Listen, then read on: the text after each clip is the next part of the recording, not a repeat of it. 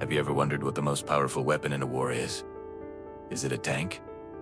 A stealth bomber? What if I told you it's something you see every single day? Something that's all around us. It's the land itself. Geography isn't just a backdrop for battles. It's an active player, shaping strategies, dictating outcomes, and turning the tide of history. From scorching deserts to impassable mountains, the terrain can be a general's best friend or their worst nightmare. Today, we're going on a journey to explore how geography's been the silent, all-powerful force in some of history's most pivotal conflicts. Stick around, because this will change the way you see every war movie and history book forever. Let's travel back to World War II, to the vast, unforgiving deserts of North Africa. This wasn't a war of trenches and forests. It was a war of wide-open spaces. A war without hate, as Rommel, the Desert Fox, famously called it. Here, the desert itself was the main enemy. The sheer emptiness meant there was nowhere to hide. Armies moved like fleets at sea, with tanks acting as battleships. The British Eighth Army and Rommel's Afrika Korps engaged in a deadly dance of maneuver and counter-maneuver. But why was it so different? First, logistics. Supply lines were stretched to their breaking point. A single truck carrying fuel or water could be more valuable than a tank. Capturing an enemy's supply dump was often a bigger victory than winning a battle. The heat was brutal, causing engines to overheat and soldiers to suffer from dehydration. Sandstorms, or Kamsin, could appear out of nowhere, blinding everyone and bringing all movement to a halt.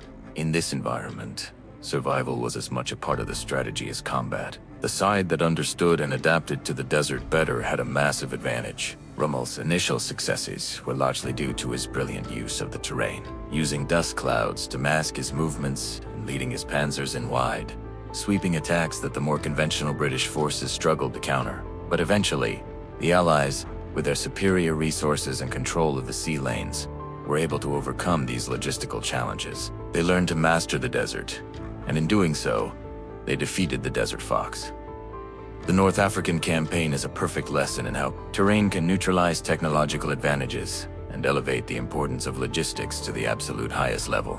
Now, let's rewind a bit further to World War I and the Arabian Peninsula. This theater of war gave us one of history's most iconic figures, T.E. Lawrence, better known as Lawrence of Arabia. He wasn't a traditional general commanding vast armies.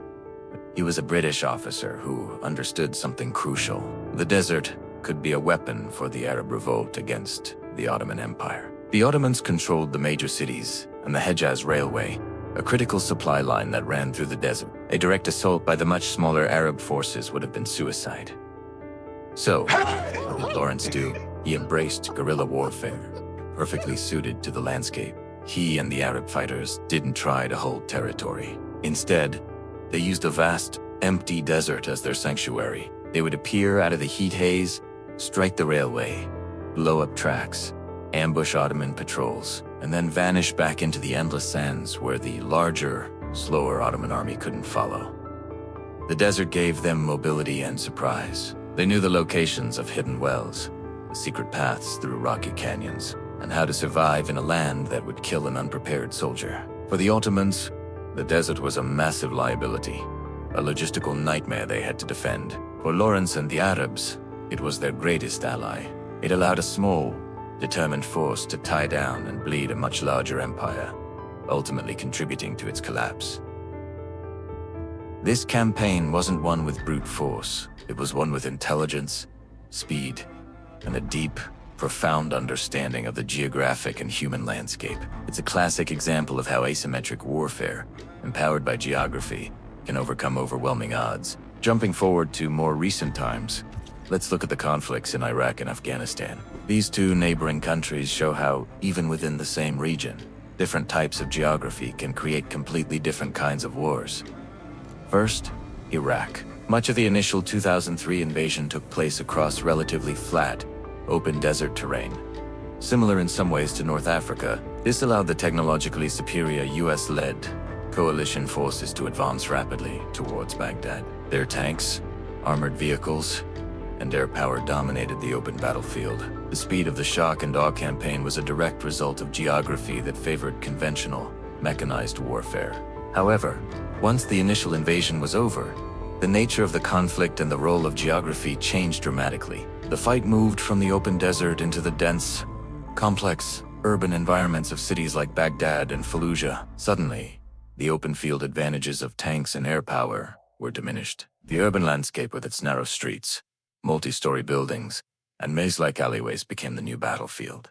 This is what military strategists call urban terrain or urban jungle. It provided insurgents with endless places to hide, stage ambushes, and plant improvised explosive devices.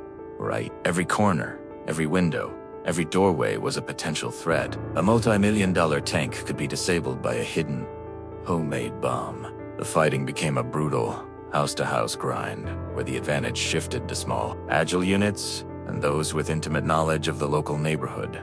The geography of the city itself became a weapon for the insurgency, neutralizing the technological superiority of the coalition forces and turning the war into a long, difficult struggle for control, block by block. Now, let's shift our focus to Afghanistan, the graveyard of empires. If Iraq was a war of deserts and cities, Afghanistan is a war of mountains. The country is dominated by the Hindu Kush, one of the most rugged and formidable mountain ranges on Earth. For centuries, this terrain has defeated invaders, from Alexander the Great to the Soviet Union, and it posed an immense challenge for US and NATO forces. In the mountains, there are no front lines. The very concept of controlling territory is almost meaningless. The landscape is vertical, with steep valleys, narrow passes, and countless caves. This is the ultimate terrain for guerrilla warfare. Helicopters, the lifeline of modern forces, are vulnerable to rocket-propelled grenades fired from hidden positions above. Convoys are forced to travel through predictable choke points in valleys, making them perfect targets for ambushes. The Taliban and other insurgent groups used the mountains, just as the Arab revolt used the desert. The mountains were their sanctuary, their fortress, and their supply route. They could move through secret trails that were invisible from the air, strike coalition bases, and then melt back into the local population or disappear into a cave system that had been used for centuries. The weather is another factor. Extreme cold, snow, and high altitudes add another layer of difficulty, grounding aircraft and making life incredibly difficult for soldiers not accustomed to it. The geography of Afghanistan didn't just influence battles, it defined the entire nature of the war, making it a frustrating, seemingly endless conflict where decisive victory was always just out of reach. It proves that sometimes the most challenging enemy isn't the one holding a rifle, but the mountain they're standing on.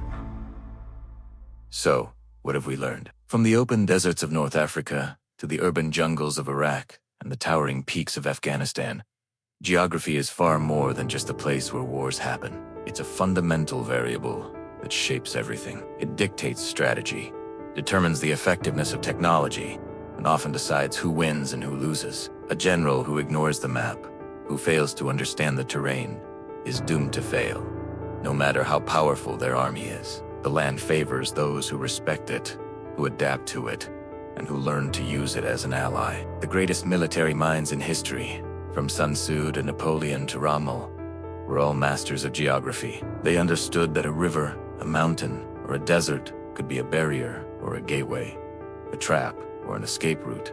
It reminds us that for all our advanced technology, warfare is still a fundamentally human and earthly endeavor. The ground beneath our feet still holds the ultimate power. So the next time you look at a map, don't just see lines and colors. See the hidden advantages, the deadly traps, and the silent, powerful force that has shaped human conflict for millennia. Thank you so much for watching. If you found this journey through military geography as fascinating as I did, make sure to hit that like button and subscribe for more deep dives into history and strategy.